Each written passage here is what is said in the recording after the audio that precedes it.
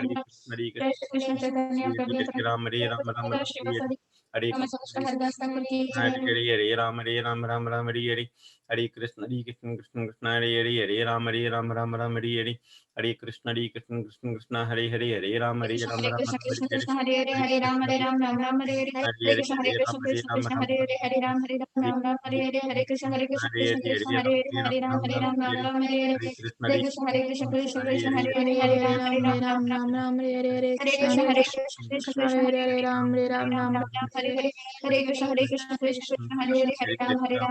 हरे हरे कृष्ण कृष्ण कृष्ण हरे राम हरे हरे कृष्ण कृष्ण कृष्ण हरे राम हरे कृष्ण कृष्ण कृष्ण हरे राम राम हरे हरे कृष्ण कृष्ण हरे राम हरे कृष्ण कृष्ण कृष्ण हरे राम हरे हरे कृष्ण कृष्ण हरे राम राम हरे हरे जय कृष्ण कृष्ण चैतन्य कृष्ण प्रभु हरे राम अद्वैत गदाधर श्रीवासदि कृष्ण चैतन्य प्रभु नित्यानंद श्री अद्वैत साधु हरे कृष्णा महामंत्र की जय। शिल प्रपाद की जय।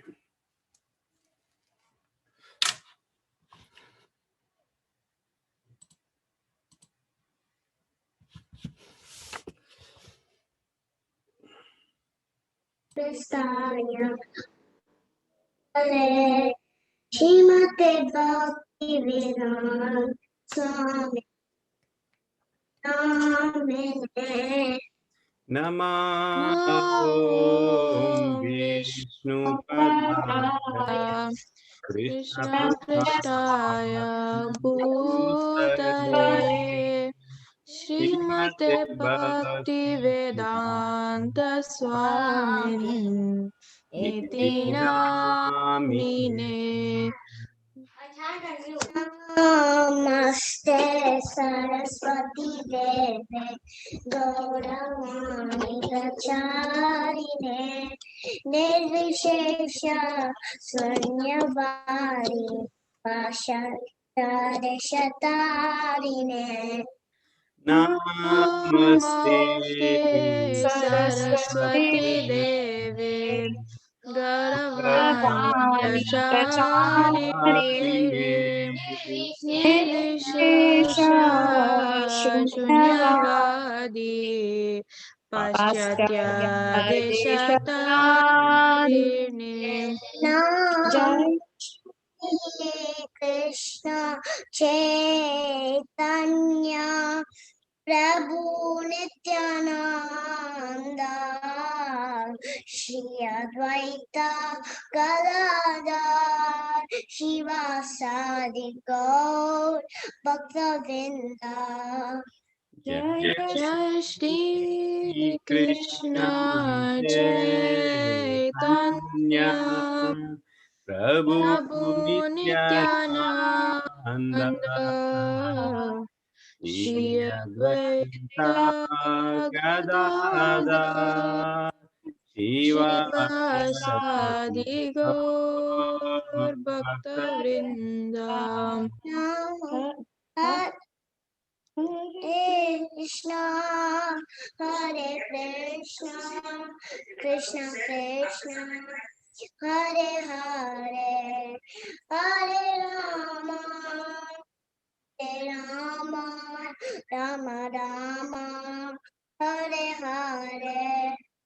Hare Krishna, Hare Hare Krishna, Krishna Krishna Krishna Krishna, Krishna Hare Hare Hare Hare, Hare Hare Rama, Hare Hare Rama, Rama Rama Rama Rama, Rama Hare Hare Hare. Hare Hare Krishna, Hare Krishna, Krishna Krishna, Hare Hare, Hare Rama, Hare Rama, Rama Rama, Hare Hare.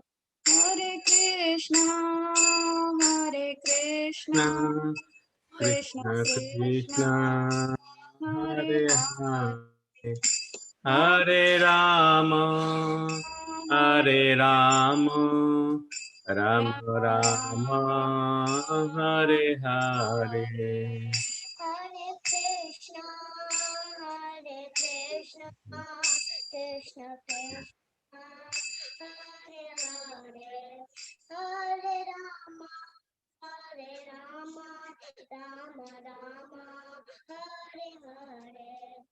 Hare Krishna, Krishna Krishna Krishna, Krishna, Hare Hare, Hare Rama, Hare Rama, Rama Rama, Hare Hare. Hare Krishna, Hare Krishna, Krishna Krishna, Hare Hare, Hare Rama, Hare Rama, Rama Rama, Hare Hare. Hare Krishna, Hare Krishna, Krishna Krishna, Hare Hare, Hare Rama, Hare Rama, Hare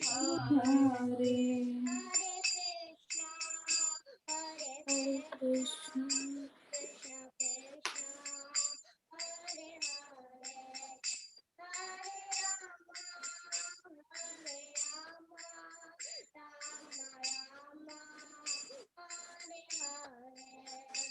Hare Krishna, Hare Krishna, Krishna Krishna, Hare Hare, Hare Rama, Hare Rama, Rama Rama Rama, Hare Hare.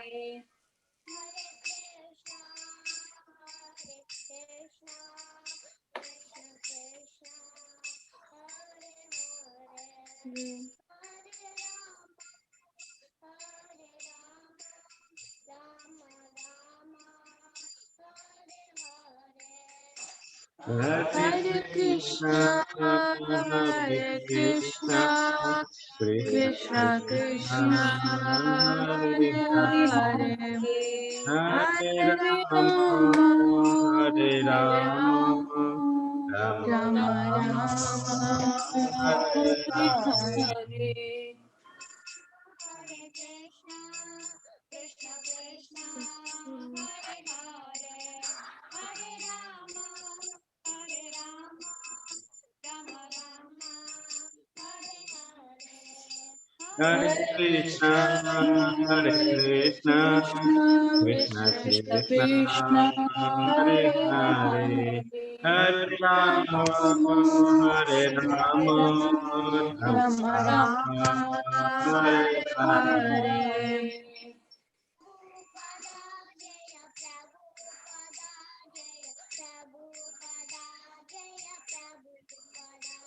Jaya Prabhupada, Jaya Prabhupada, Jaya Prabhupada, Jaya Jai Prabhupada. Prabhupada.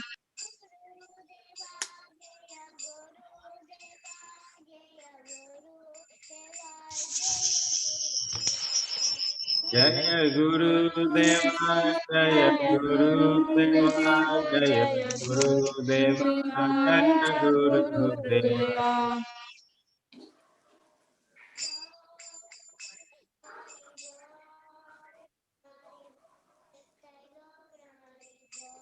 Nitai Gaura Hari Bol, Hari Bol, Hari Bol, Nitai Gaura Hari Bol.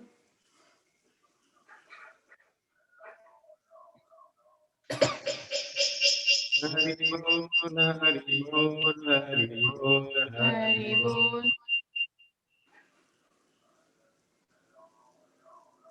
Wonderful. Very nice Kirtan. Thank you. Purti Mataji, Hari Bol. Thank you, Spurti. Very nice. Wonderful. Thank you, Prabhuji. Hare Krishna Mahamantra ki jai. Srila Prabhupada ki jai. But voice was very low. I don't know. Yeah, voice is very low. She's little far. Oh, okay. But still we could hear. Yeah. Shavanti Mataji, even your voice we are not able to hear. Very low. Very feeble. Mute him. On mute. He- Fix my mouse. I cannot. Yeah, Mataji, it's very low. Hare Krishna, can you hear me? Why is it happening? No, it's still same. Very, very low. Yes, it's same. Maybe you have to check your volume. Should I go It there? was okay initially. Should I go there? Hare Krishna.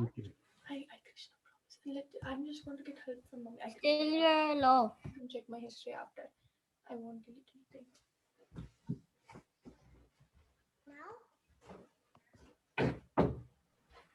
Both years No. still low. Prabhuji, for us it's same normal life. Okay. Hare Krishna, Prabhuji. Can you hear me now? Yeah, a little better, Mataji. Little only better. Okay. Not Yeah. sure what's happening, Prabhuji. Initially it was fine, but now I don't know. Yes.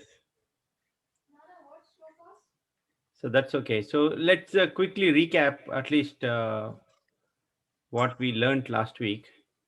What was the sloka?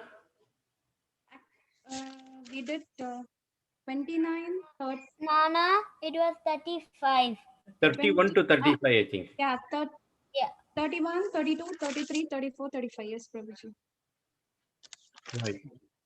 So anyone wants to take lead on reviewing? If you can hear me, I can tell the points, Prabhuji. Yes, If not, Mataji, go ahead, please. so You can switch on your video. oh yeah, sorry. So until 30, we were like Krishna was explaining the difference between the soul and the body, and from 31 to 39, it is about the material consideration and like the common thing like prestige also. Now, like so in 31 shloka, we can see like why Krishna is giving so many different ways to approach to Arjuna. So Arjuna is trying to present us because he was covered with Maya by given by Lord Krishna. He's presenting himself in different angles. Even though he has knowledge, but still he is presenting himself as ignorant in different angles. So for us to learn lessons from that. And then in 32, we saw Arjuna was addressed as Partha, giving the importance of like from where he belongs to. So he was the son of Kunti Maharani. So when he was telling like, if I kill, I will incur sin. So Krishna was refuting that being a Kshatriya, you have to get onto the battlefield and fight. That is your duty, prescribed duty. So you will not incur sin.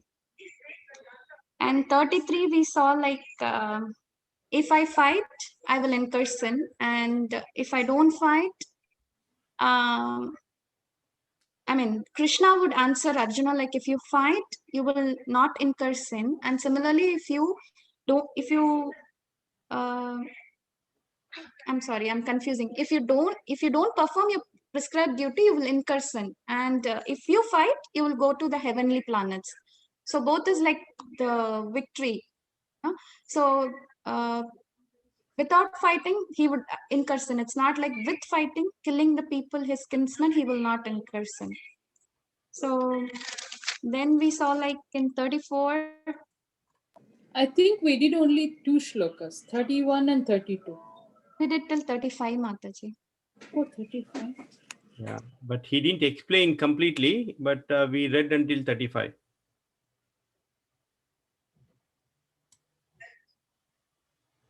Go ahead, Mataji. Yeah, we saw then we saw in 34, Arjuna, if you leave the battlefield, so Krishna was refuting people will not call you as nobleman and Kshatriya. They would, in fact, even tease you and think you that you are a coward person without performing your duty. If you leave, they won't know what you are. And then in 35 also, it's similar to that same thing. like even with higher generals, like great generals also will think that you just left the battlefield with fear.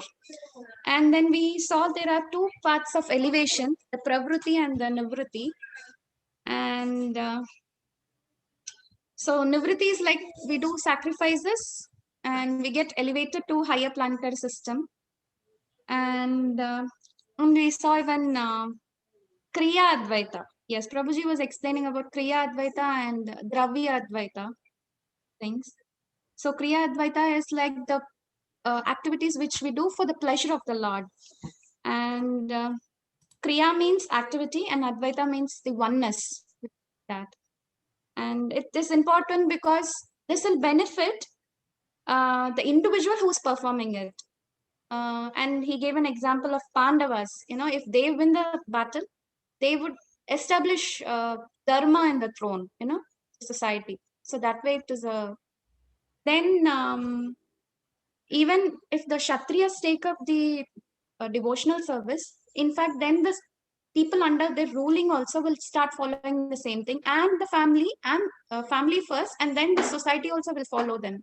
So that would lead to Dravya Advaita, oneness in entire society. That way they can spread the devotional service. So for that, the leader has to be perfect. So that way the whole society will turn into perfect. Then, and here Srila Prabhupada had, in Bhagavad Gita, which relates to this, that a leader should, first follow, and then normal people will follow. Because practically everything is related to one of the verses in Bhagavad Gita.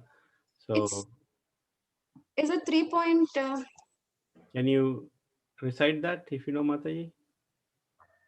No, Prabhuji, I'm not Hare sure. Krishna, Ajit Krishna Prabhu, Dandavat Pranam, All Guru Srila Prabhupada.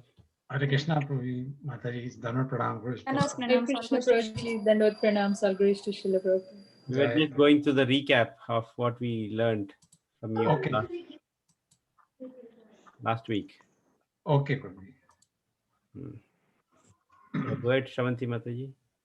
Yeah, and so Srila Prabhupada had given here Prabhuji quoted a example what Srila Prabhupada had quoted. Like if the leader is blind, even the society will fall into the blind ditch. So that was an important take home. Like, yeah.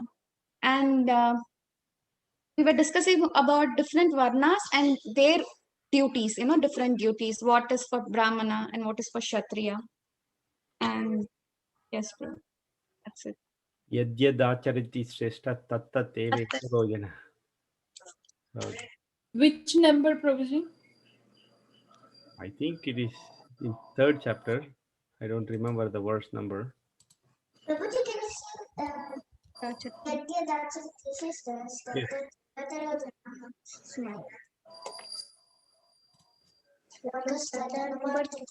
Sayat pramanam kurute. Wonderful. It is 3.21. Thank you, Prabhuji. Hare Krishna. Anybody else wants to add anything? Prabhuji, regarding Nivritti Marg and Prakruti Marg, the way I have written and the way I'm hearing, I'm confused now. The way I've written and understood is Prakruti Marg is for repetition. And Nivritti Marg is where you don't expect the results. Maybe did I write wrong? I don't know. Tell me the chapter and the verse, please. Thank you. Prabhuji had explained like Nivritti Marg as like sacrifices or pious activities which we do will elevate us. Both are the path of elevation, Pravritti and Nivritti. And so with that way we get elevated to the higher planetary system. But we'll have material comforts, better material comforts. So that was... So Prakriti Marg is, you're doing it for repetition. Pravritti and Nivritti. Both are for elevation, actually, Prabhuji had mentioned last class. What was the verse again, please? Mataji, this is the recap from last week's from 2.31 to 2.35. Thank you, Bill. Thank you, Surya.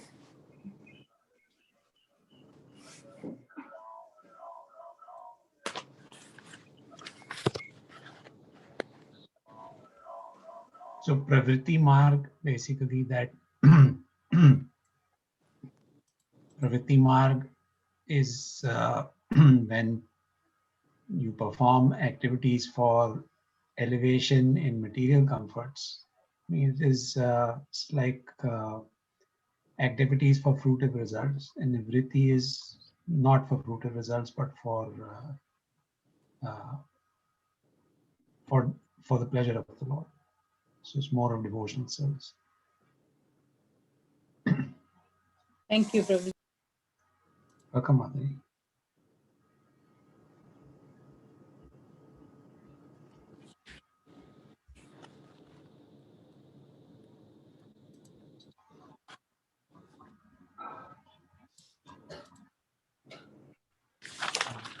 We are done until 2:35. 2:35, yeah.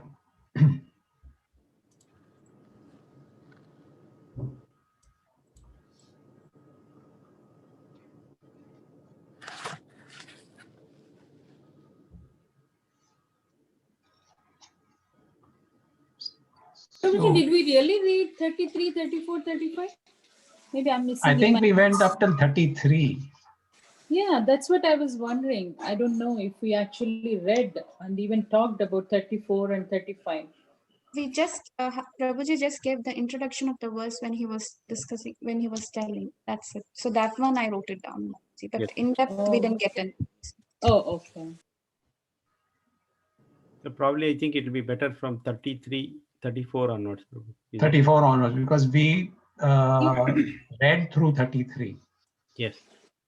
Prabhuji, if we read 33, then did we talk about Pashupatastra, the way Prabhupada has given the passport? No, we didn't talk about it. We didn't Yeah, but discuss that's what it is actually. That's what Prabhupada has given in the purport. So In the purport for 34, 33. 33, okay. Maybe you must have given the introduction. Maybe we didn't go in detail and depth for 33. That's what I'm thinking, Prabhuji. Maybe I'm wrong. Maybe we can read that over. Prabhuji, you want me to read the purport? Sure, please go ahead. Yeah, I'll read the translation first so we'll get the connection. If, however, you do not perform your religious duty of fighting, then you will certainly incur sins for neglecting your duties and thus lose your reputation as a fighter. And the purport by Srila Prabhupada. Arjuna was a famous fighter and he attained fame by fighting many great demigods, including even Lord Shiva. After fighting and defeating Lord Shiva in the dress of a hunter, Arjuna pleased the Lord and received as a reward a weapon called Pashupata Astra. Everyone knew that he was a great warrior. Even Dronacharya gave him benedictions and awarded him the special weapon by which he could kill even his teacher. So he was credited with so many military certificates from many authorities, including his adoptive father Indra, the heavenly king. But if he abandoned the battle, not only would he neglect his specific duty as a Kshatriya, but he would also lose all his fame and good name and thus prepare his royal road to hell. In other words, he would go to hell not by fighting, but by withdrawing from the battle. Hare Krishna.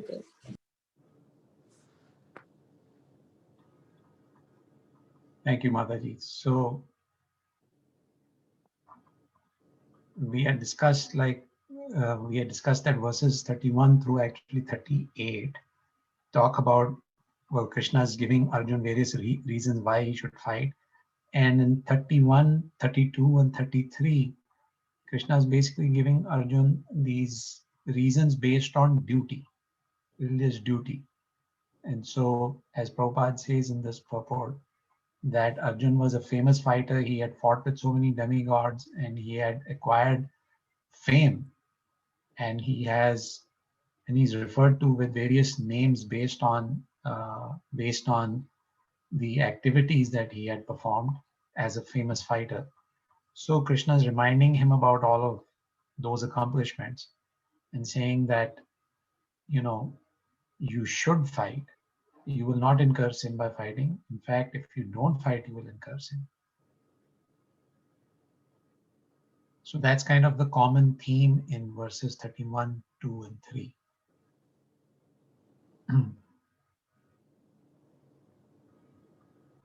Anything else on the recap?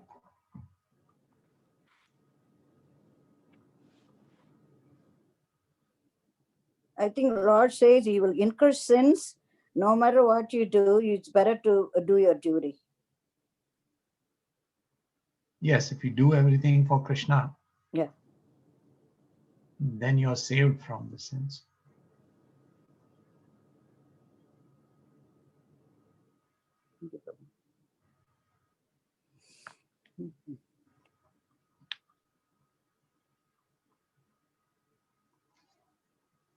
Okay, anything else on the recap, or you're on mute, Muktasanga Prabhu? We'll continue with the. Okay, okay, Yes, Prabhu, sorry. okay. Um,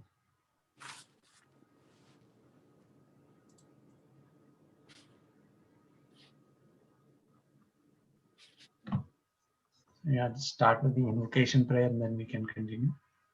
Om Agyan Timirandasya Gyanandana Shalakaya Chakshurunmetam Yena Tasmai Shri Guruve Namaha Shri Chaitanya Manobhishtam Sthapitam Yena Bhutale Swayam Rupa Kadamayam Dadati Swapadantikam Vandeham Shri Guru Shri Yuta Padakamalam Shri Gurun Vaishnavam Cha Shri Rupam Sagrajatam Sagana Raghunathanvitam Tam Sajivam Sadvaitam Savadutam Parijana Sahitam Krishna Chaitanya Devam Shri Radha Krishna Padan Sagana Lalita Shri Vishakan Vitamscha He Krishna Karuna Sindhu Dinabandhu Jagatpate Gopesha Gopika Kanta Radha Kanta Namastute Tapta Kanchana Ghorangi Radhe Vrindavaneshwari Vrishabhanu Sute Devi Pranamami Hari Priye Vancha Kalpatarubhascha Kripa Sindhubhya eva cha Patitanam Pavanebhyo Vaishnavebhyo Namo Namaha Jai Shri Krishna Chaitanya Prabhu Nityananda Shri Advaita Gadadhar Shivasadi Gaur Bhaktivinoda Hare Krishna Krishna Krishna Hare Hare Hare Rama Rama Rama Hare Hare.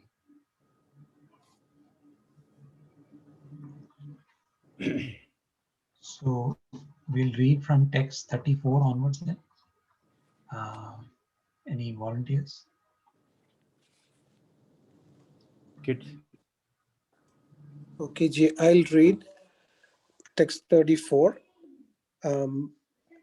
Akirtim kapi bhutani Kirtim Chapi Akirtim chapi bhutani katayisanati vyayam Kathayishyanti te avyayam avyayam sambhava vitasya kakirtir Sambhavisya cha Sambhavitasya chakritir maranat atir saite. Maranadatirichyate. Translation: people will always speak of your infamy, and for one who has been honored, dishonor is worse than death.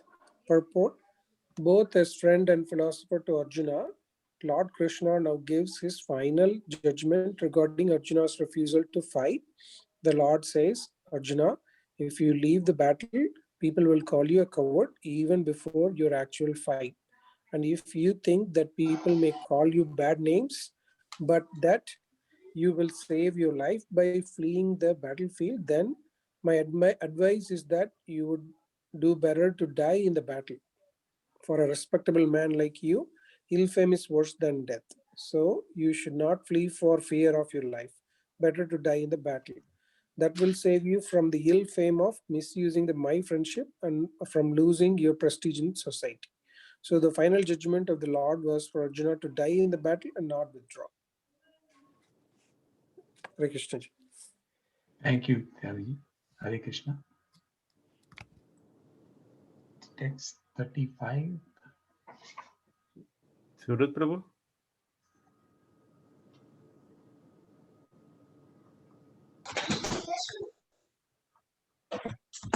.35. Bhayadaranaad Paratam. Bhayadranaad Bhayadranaad uparatam. Mamshanti Tvam Maharata. Mamshyante Maharatha. Chat Bahu. Yesham Chatvam Bahumato.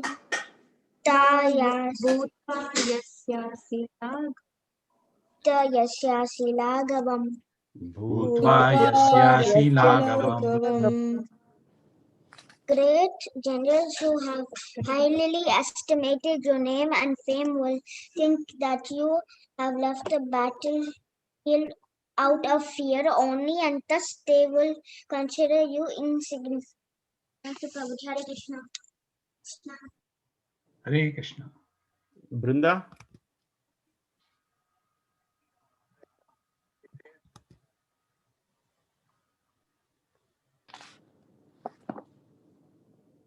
.36. Avachavatamscha bahun Vishyanti tavahitaha Vajjanti tavahita. Nindastava samratyam Yeah, so Sam- Arvind, just to check the Samathyam. timestamp, what was when tato it was. dukkataram So, nukim. I think it will be good. Tato dukkataram mukim. Your enemies will describe you in many unkind words and scorn your ability. What could be more painful for you?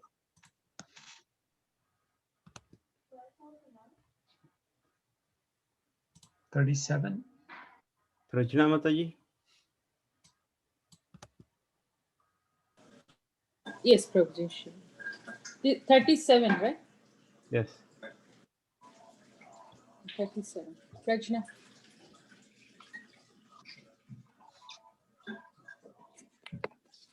This way. They come this way. Hato va Prapti prapyasi Swargam. swargam. Jitva Vabhukshasi Mahim. Jitva bhukshase mahim.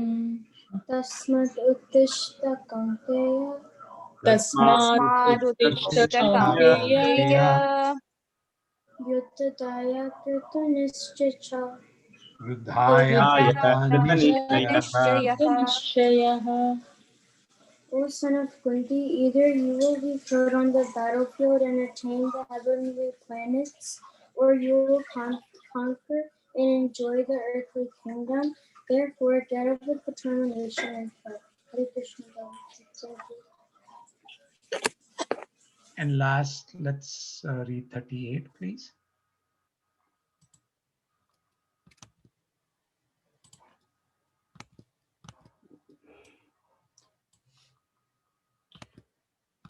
Sukadukke same kritva.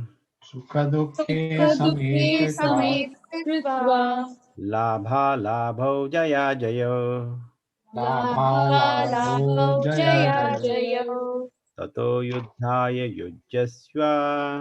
Tato yudhaya yujyasva. Naivam papam avapsyasi. Naivam papam avapsyasi. Translation.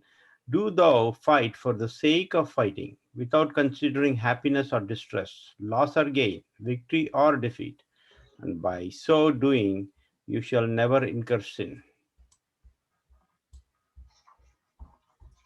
Hare Krishna.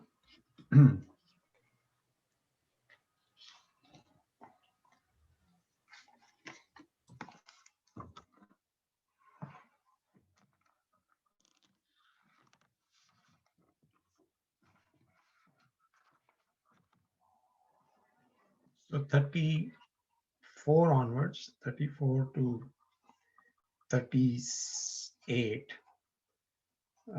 So 38, actually, this is where Krishna is now concluding the arguments that he's made starting in verse 30 to 37. And as we see in 38, actually the tone will change a little bit. So we'll focus on 34 through 37 because the tone is similar there. So in 34, Krishna says, Akirtim chapi bhutani. Akirtim chapi bhutani kathayasyanti te avyayam. Sambhavistasya chakirti maranad atirichyate. So he's saying to Arjun that basically he's giving the argument of honor and dishonor. Akirti and kirti. Kirti is honor, akirti is dishonor. So Krishna is trying to motivate Arjun to fight on the basis of honor and dishonor. So notice how in verses 34 to 37 also, the basic motivation that Krishna is giving Arjun is still of a materialistic nature. Honor, dishonor, fame and infamy. These are all material considerations. But Krishna is making those arguments also so that if there was any doubt on the level of material gain and loss, Krishna is addressing all that also.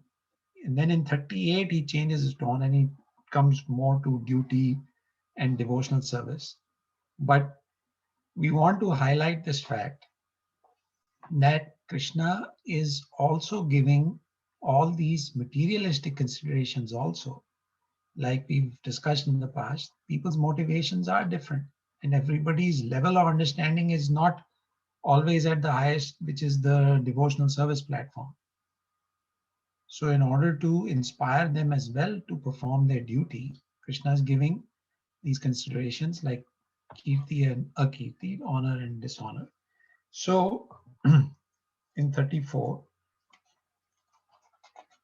Krishna says, people will speak of your infamy, and for a respectable person, dishonor is worse than death. So he's saying, Arjun, if you, well, initially Krishna was surprised that Arjun was displaying compassion on the battlefield and saying that is not, nobody's going to take it as compassion on your part. They will consider that as cowardice. They will think you were being a coward. You wanted to run away from the battle. You wanted to save your life. And that will cause you dishonor. That will, and as a Kshatriya, you see, for a Kshatriya to be dishonored is worse than dying in battle. So Krishna is asking Arjun to keep that consideration in mind. And in the purport, Prabhupada uses some very significant words.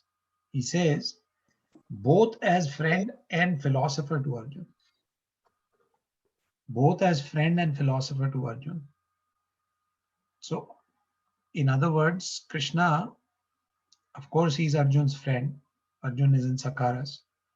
But Arjun also surrendered to Krishna and Krishna took the position of spiritual master. So that's why the philosopher part is also there.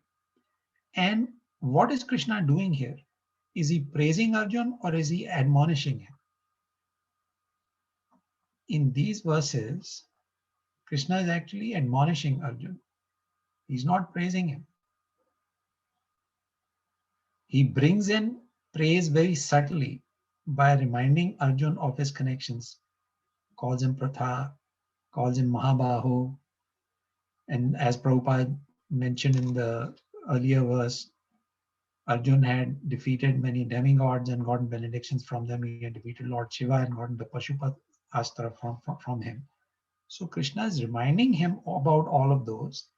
And he's saying, you are so accomplished and still you're doing something wrong. How can that be? So Krishna is subtly bringing in his accomplishments, not to praise him, but to admonish him.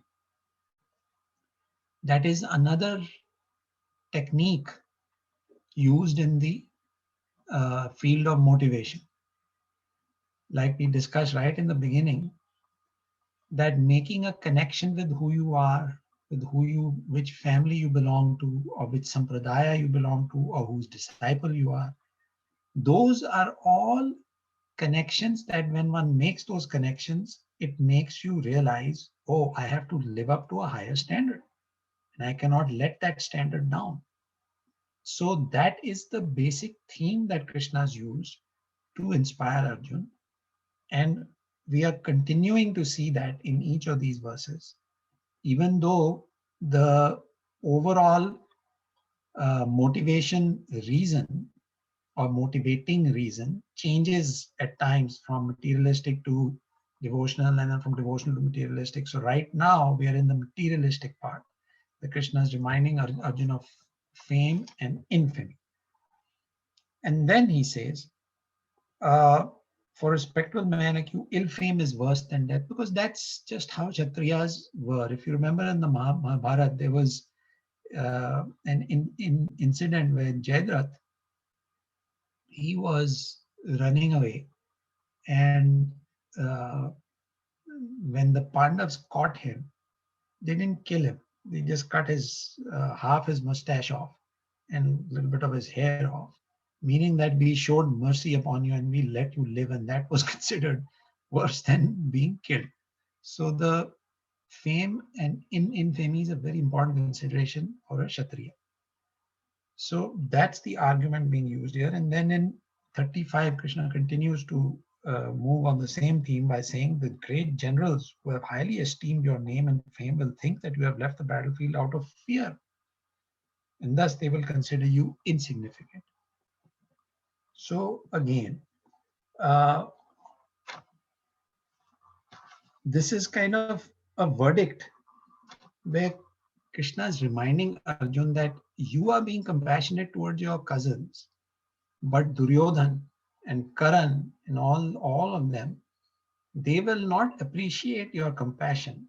They will call you a coward. They'll say he got afraid of us, and so he ran away.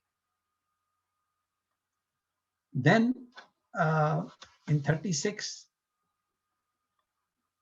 Krishna elaborates further. He says, your enemies will describe you in many unkind words and scorn your ability. What could be more painful for you? In other words, how is Krishna admonishing Arjun here in these three verses? In these three verses, he is admonishing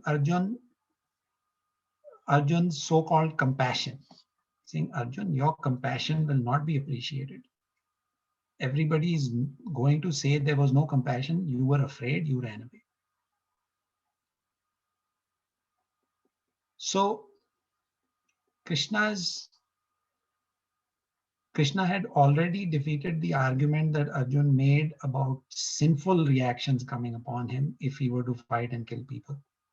Now he's attacking the argument of compassion.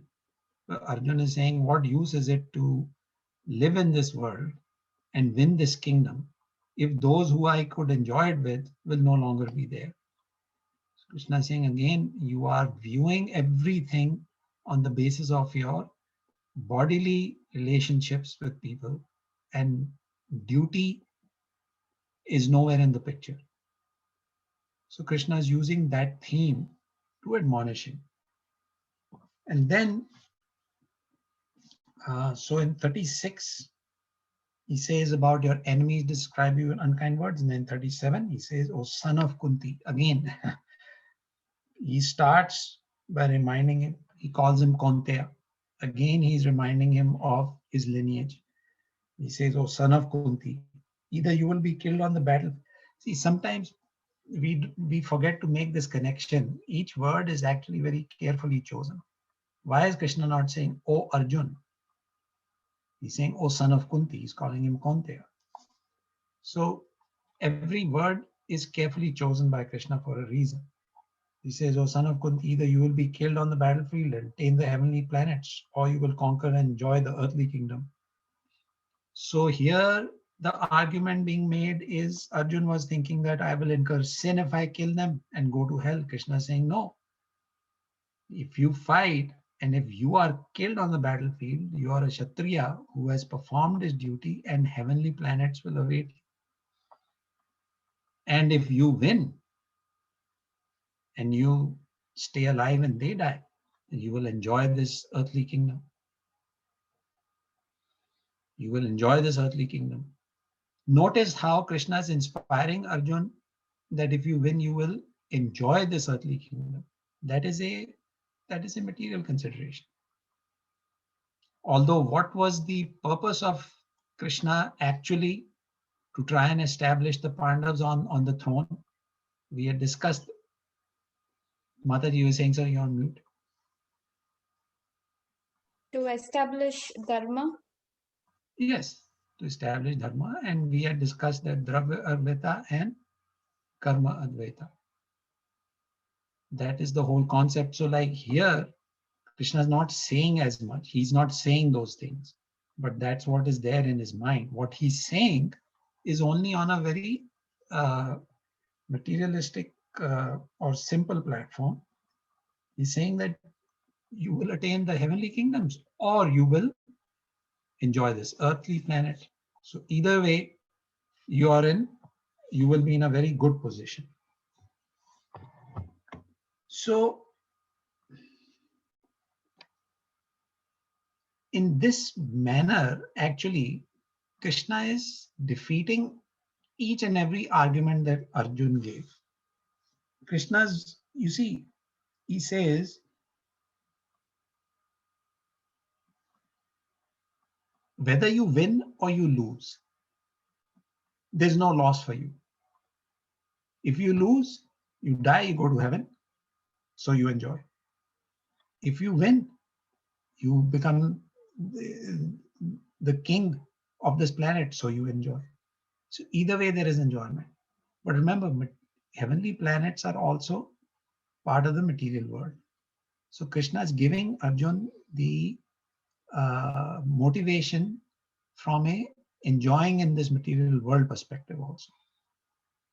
And he's saying there is no loss to you, even if you don't consider the devotional aspect of all this. And again, why Krishna is saying all this is because many times the reader of the Bhagavad Gita is motivated by enjoyment in the material world or being elevated to the heavenly planets. So Krishna is saying, by performing your duty, you will be elevated to heavenly planets or you will enjoy in the material world. Either way, there is no loss. So this was 37.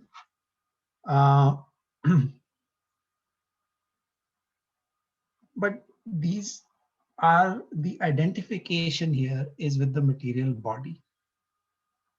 These arguments are all meant for somebody who's identifying with this material body, relatives, enjoying this material world, enjoying in heavenly planets, etc. Now, in verses 38 and 39, the tone is going to change. So actually, I don't know, should we get into 38 a little bit? Because the tone is different now. In 38, okay, I think we have time. We'll get into 38. So in 38, then Krishna says, Sukha dukhe samay kritva, labh labhayo jaya jayo. So he's saying, both do thou fight for the sake of fighting without considering happiness or distress, loss or gain, victory or defeat, and by so doing you shall never incur sin. So now Krishna is coming to the platform of knowledge. He's motivated Arjun that, okay, it's a good thing to fight, even from a materialist perspective. Now he's taking it to the higher level. He's saying, okay, now think about your duty also, Arjun, and fight for the sake of fighting without considering happiness or distress.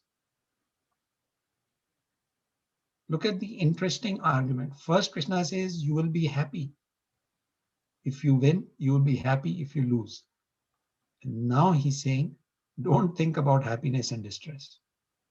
So he's gradually pulling Arjun higher and higher and higher and higher.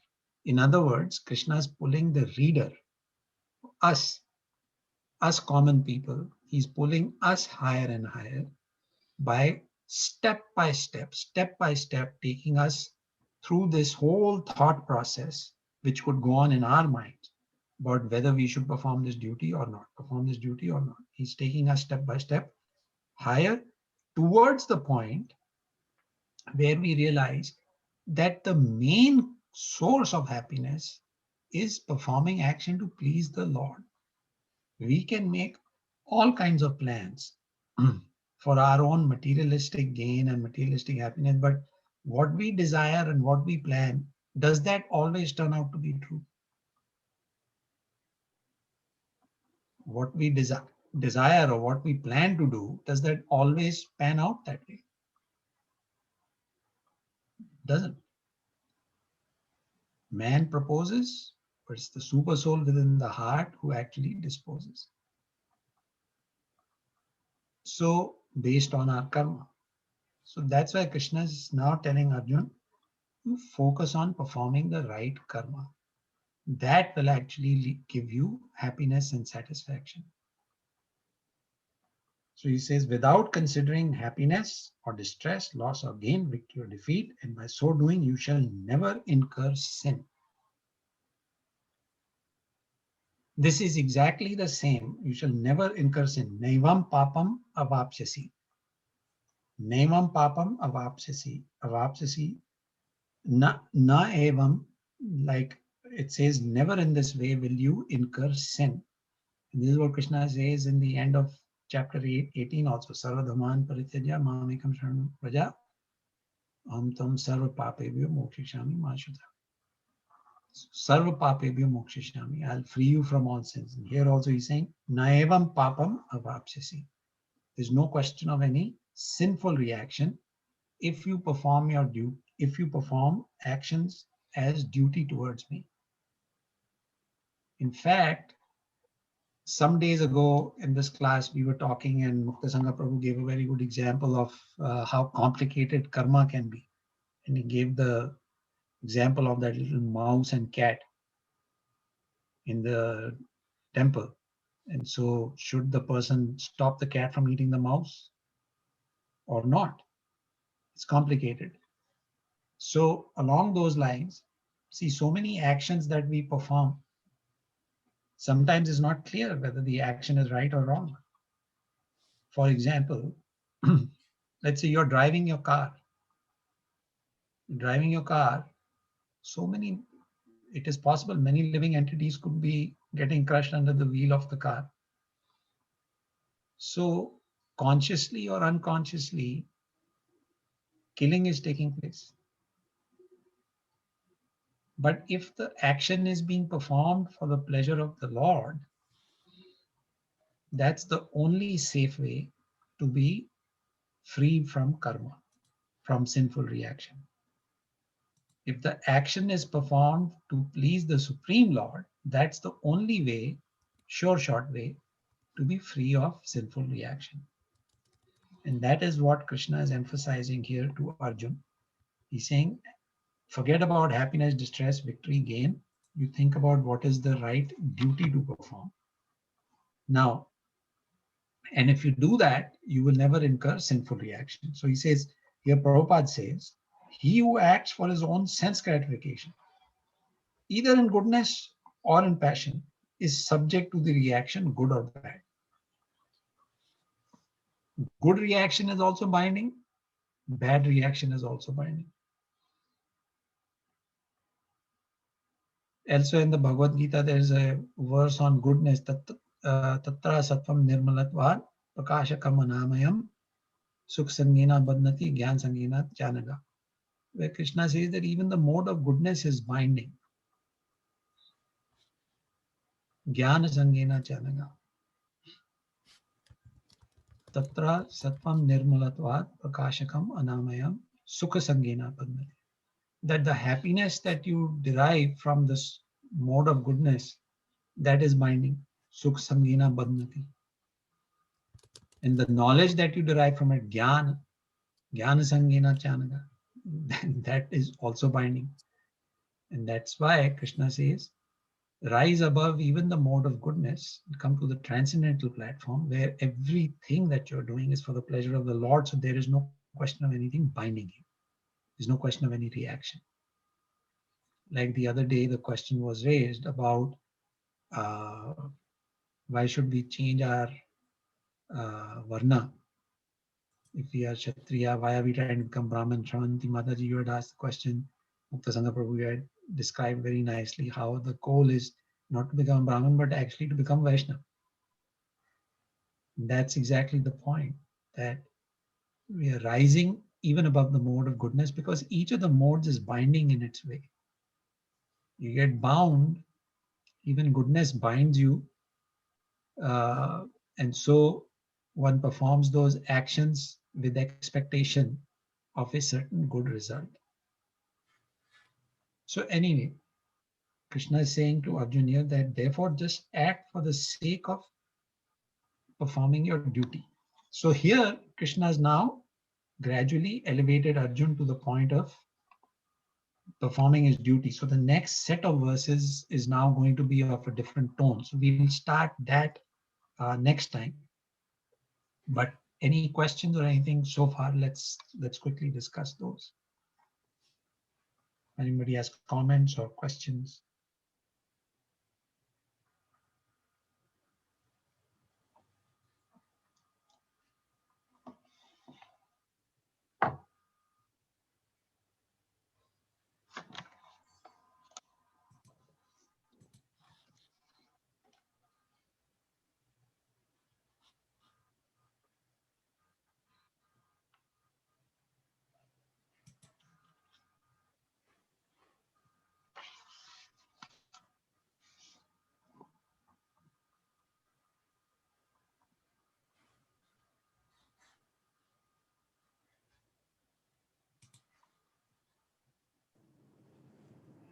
Prabhu, Hare Yes, Krishna.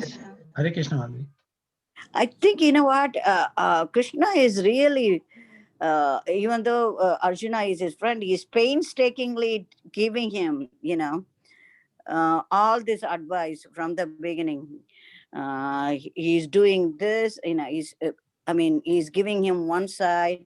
It's good, whatever you are thinking. And then next he says, it's better for your duty, just fight.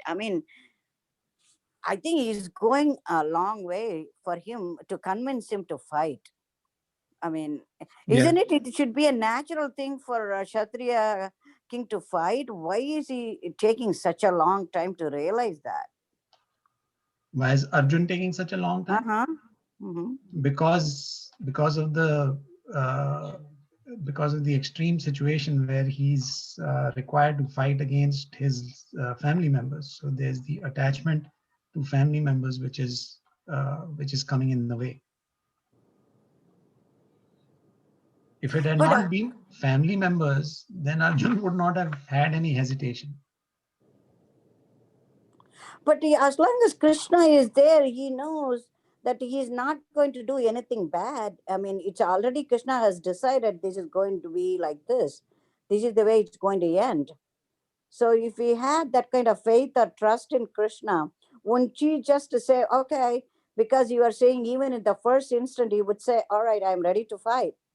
And why does he want him to keep repeating the same thing over and over to convince him, to talk about his lineage and this and that?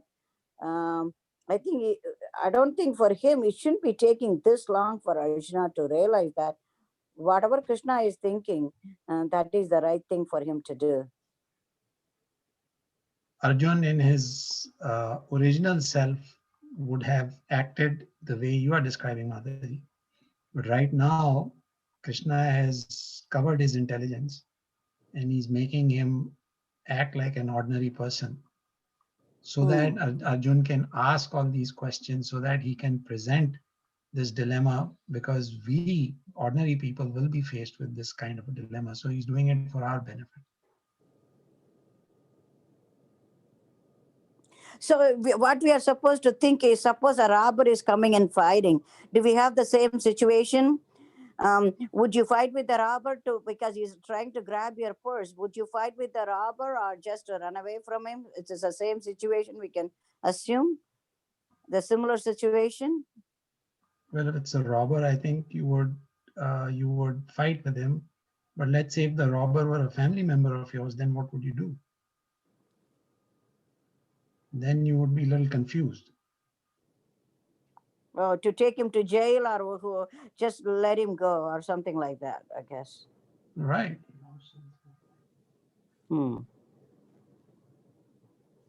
That's the dilemma, you see. Yeah, Arjun has to fight with his family members.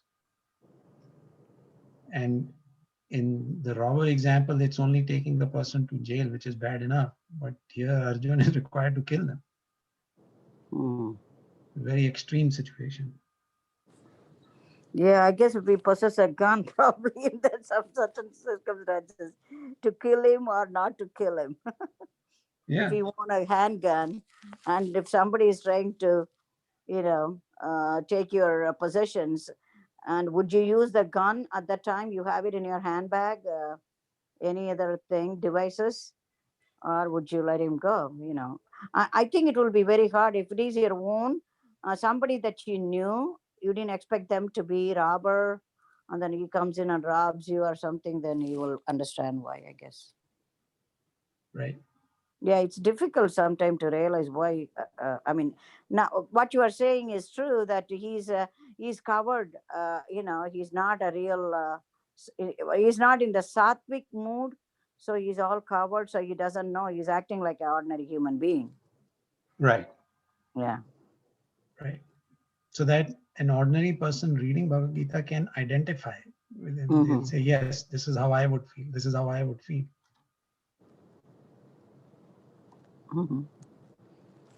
Okay, I think everything starts with being covered, not being in that mode of goodness. And we are all covered. You see, our intelligence is covered. So that is why we can identify with how Arjun is feeling. Okay. Thank you. Welcome, Mother. Thank you very much, Prabhu. Okay. Other comments, questions, thoughts?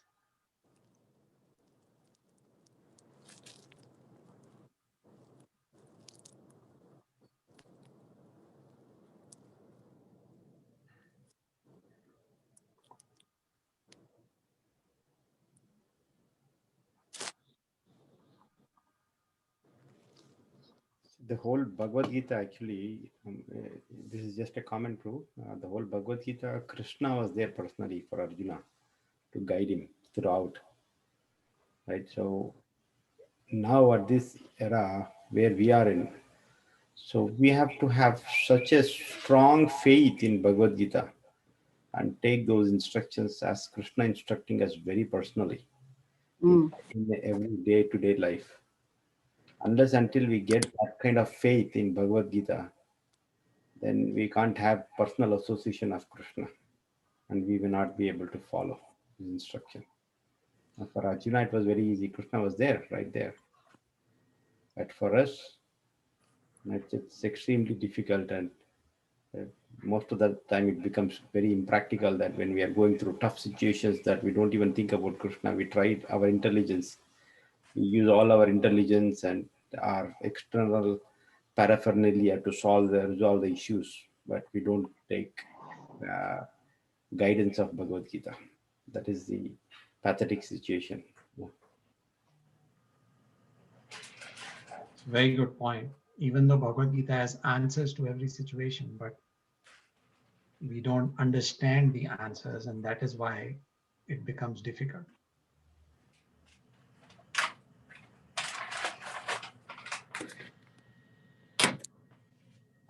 So the explanation from an authority, like Prabhupada has explained everything to us, therefore we are able to start to understand.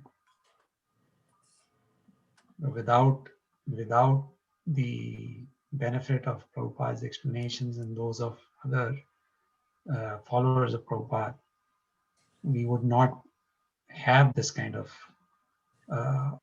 understanding. As it is hard. Without this, it would be completely impossible. Yeah, see, the Krishna spoke whatever minutes. I think somebody says, someone says it's 48 minutes, someone says it's 45 minutes.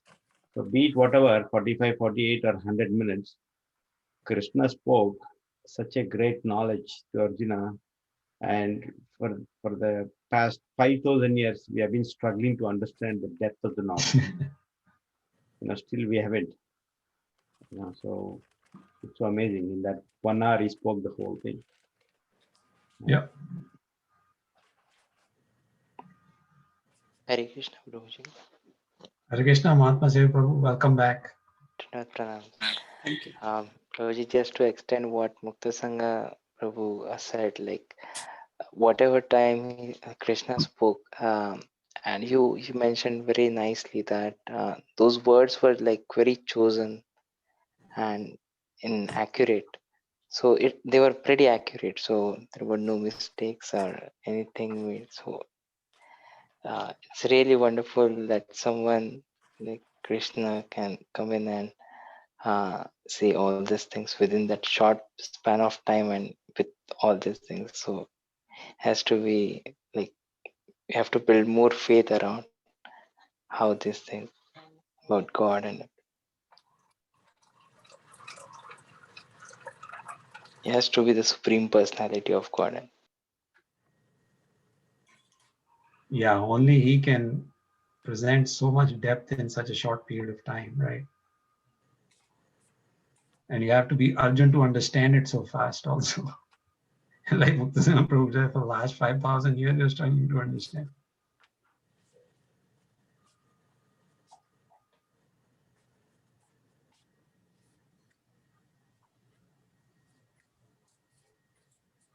But Prabhuji, can I ask a question? Of course. So if we know that, yes, we have to follow Bhagavad Gita and we have faith, but then,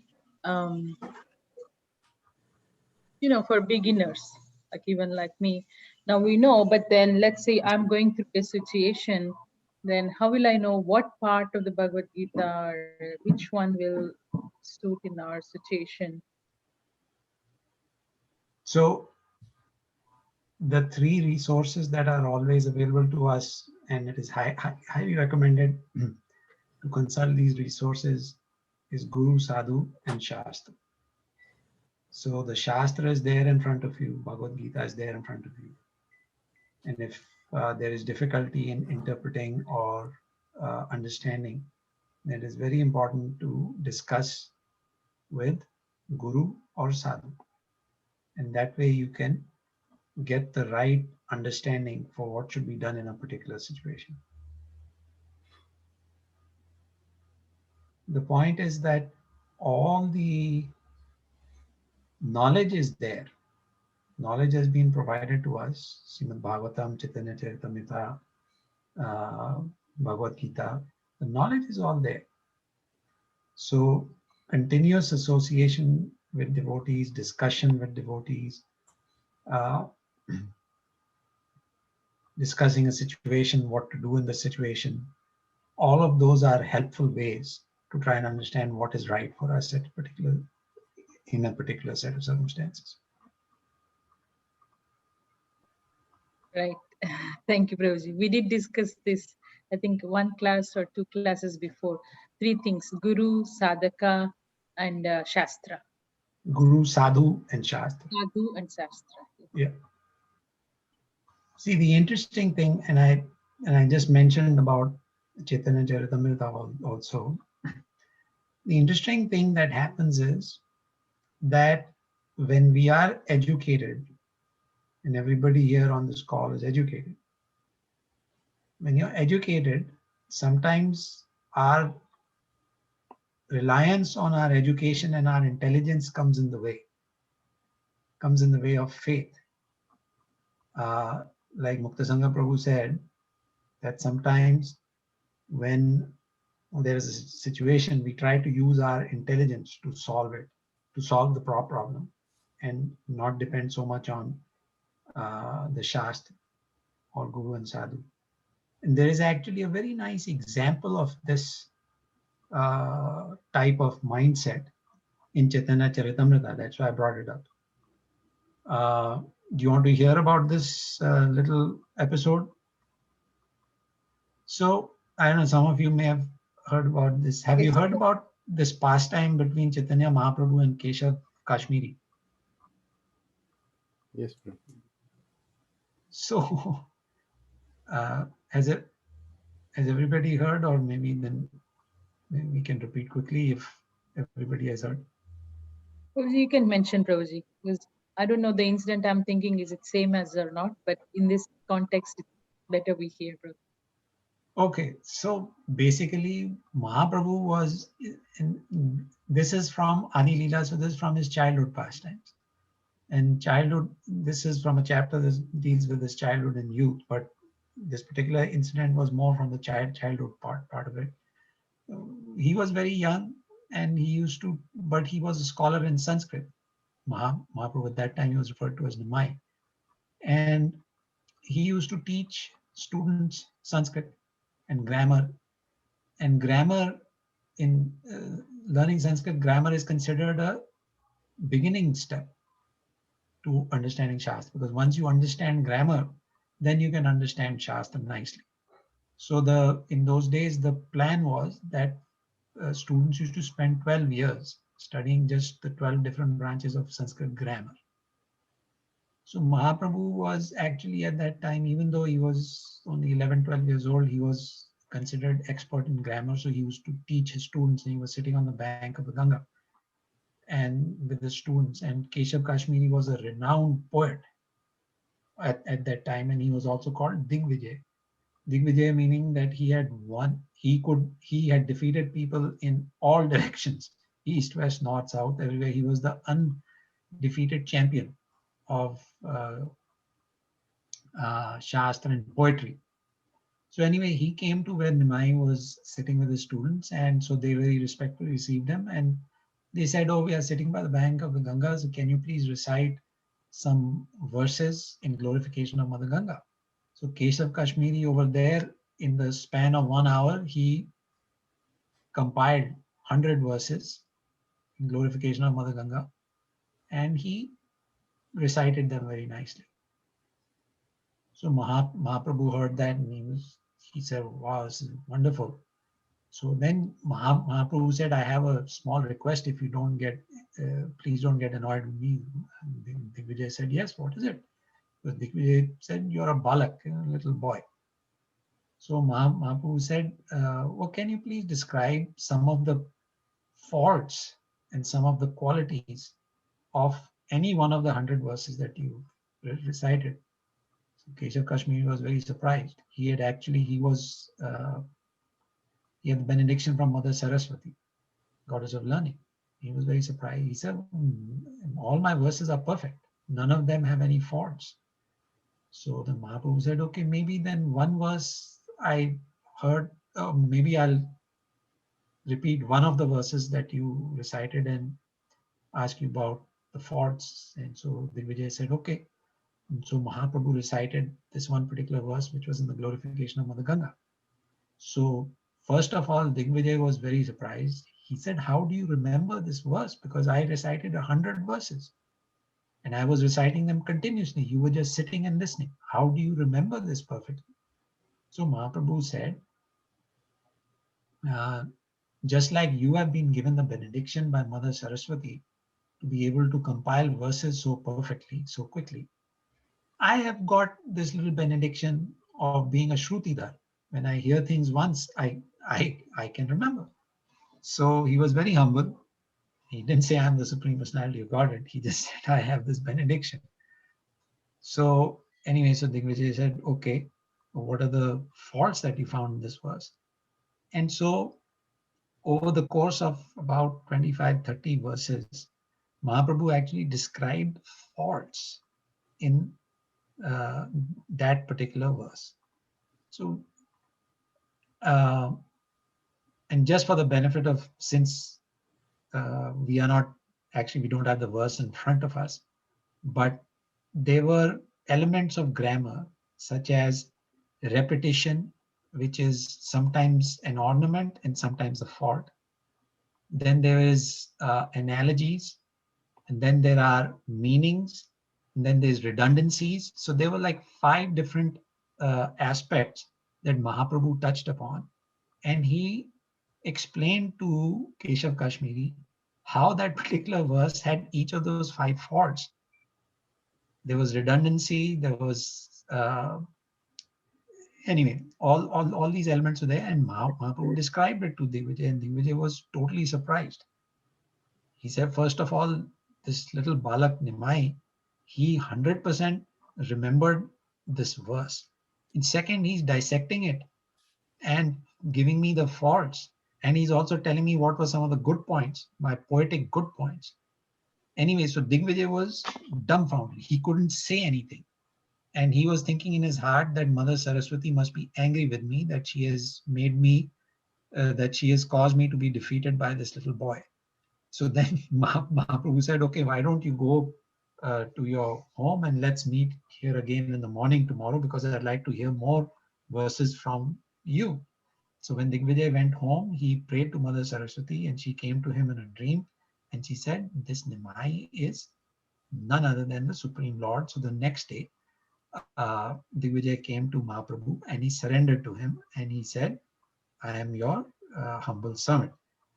The moral of the story, so what Prabhupada describes in the purport there, is that Keshav Kashmiri was a great scholar. He was one of the greatest scholars of the time. He was an amazing poet, somebody who can compile 100 flawless verses in 1 hour and just describe and just recite them. You have to be very special. But he said now his scholarly accomplishments actually brought him to the point where he was defeated, and therefore he surrendered to the Supreme Lord. It was the scholarliness of his that caused him to be defeated and that caused him to surrender to the Supreme Lord. And so Prabhupada says in that purport that many times when we are educated and we think we are very intelligent, it comes in the way. It comes in the way of our surrender to the Supreme Lord. Because we start thinking, oh, this is not a scientifically proven fact. How can we just accept this? Oh, this must be mythology. This must be old grandma tales, and things like that. See, that's the kind of thing that comes into our mind. And so this particular incident of Keshav Kashmiri is very important, especially for educated people, because it shows us that your scholarliness and your education and your intelligence can either be an impediment if you think, it is an impediment if we are materially attached. After all, what is an education? Oh, I got a degree in such and such thing from such and such college. Top college of my country, I got this degree from that top college, so I am very smart. That is a material attachment. That will come in the way of surrendering to the Supreme Lord, because what we studied in college is in black and white, it is objective, it is in a book, it is in front of us. God is not in front of us. So we start thinking, how can I just accept something that I cannot see, prove, or feel and touch with my hands and eyes? You see? Whereas Keshav Kashmiri's experience shows us that however educated and scholarly you might be, your education and scholarliness will be nothing compared to the Supreme Lord. He can defeat you in 1 second. So Keshav Kashmiri was very fortunate that his scholarliness actually brought him to the Lord instead of being an impediment. Prabhu, I have one thing to add. Is it true a lot of people are claiming that education or college education or higher advanced degree brings you or gives you atheistic views? I think can. something similar to Prabhupada was saying. It is producing mass hypnosis of people behaving badly, and they don't believe really, because they always question about things, what is said in the scriptures. So they are bringing the atheistic view. It can, because you see, a lot of scientists don't believe in God because they believe in science and they believe in proof. Yeah. So a Shastra says that there are three ways of understanding something. One is through Praman, that is evidence, and other is through Shruti, that is through hearing. And the third one I forget. Praman, Shruti, and Shabda Praman. Hypothesis. Anuman. Mm. Shabda and Shruti is the same, because Shabda is word, and you hear the word, Shruti is what you hear. So Prabhupada says that the three, Anuman is hypothesis. It must be like this, or it could be like that, or it could be like this. And Prabhupada says this Anuman or hypothesis is basically what the scientists and all do. Oh, Darwin's theory. It could be like this, or it could be like that. Maybe we evolved like this, maybe we evolved like that, like that. So that Anuman is hypothesis. Praman is like, until I see it, I don't believe it. Mm.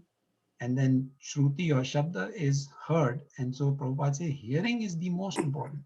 If you are truly intelligent, you will understand and you will believe by hearing, because you can't necessarily see everything. Mm-hmm. Okay. Thank you, Prabhu. Welcome, Madhu. Share it. Thank you so much. Yes, Madhu.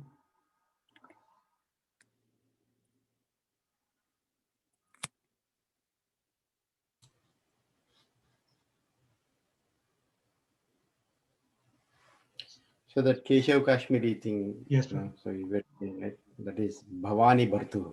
Bhavani Bhavani Bhartu. Oh, yeah, that was yeah. the verse. Yes. The wife is, So- he was mentioning the wife or something, the same thing. He shouldn't be saying that about Bhavani. Bhartu is redundant here because Bhavani itself, the meaning has the wife of Shiva. Mm. Bhartu is redundant here. So that was the fault. That was the redundancy fault. Mm. Yes, I remember that. Thank Because he said Bhavani Bhartu. So meaning the husband of the wife of Shiva. So he's saying, are you implying that there is another husband? you. Mm-hmm. That was the redundancy. Husband of the wife of Shiva. Mm. So that was redundancy. It's a beautiful How verse. old was Mahaprabhu in that incident, Prabhuji? I think 11 or 12, something like that, if I'm not mistaken.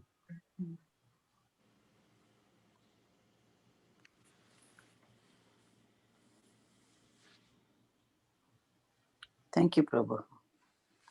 Been good class. Thank you.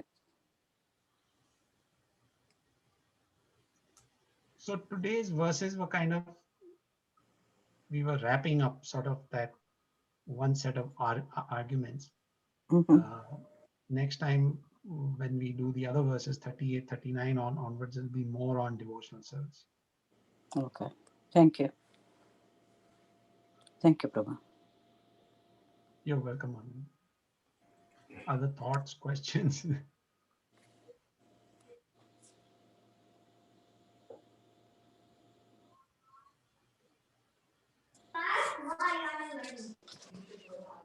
Thank you, Ajiji. Shri Krishna. Hare I think we are good too. Yep. Yes. Okay, Prabhuji's, Mataji's. Yeah. Thank you again, Prabhu. Thank you all very much. Thank you. Thank you. Thank you. Thank you, Prabhuji. All glories to Sri Prabhupada. Vanchakalpatarubhascha Kripastu Devacha Patitanam Pavanebhyo Vaishnavebhyo Namo Namaha. Thank you very much for sharing your thoughts. Thank you. Thank you, Mukta Sangha Prabhu. Thank you, Prabhuji. Jai. We appreciate all your input. Thank you.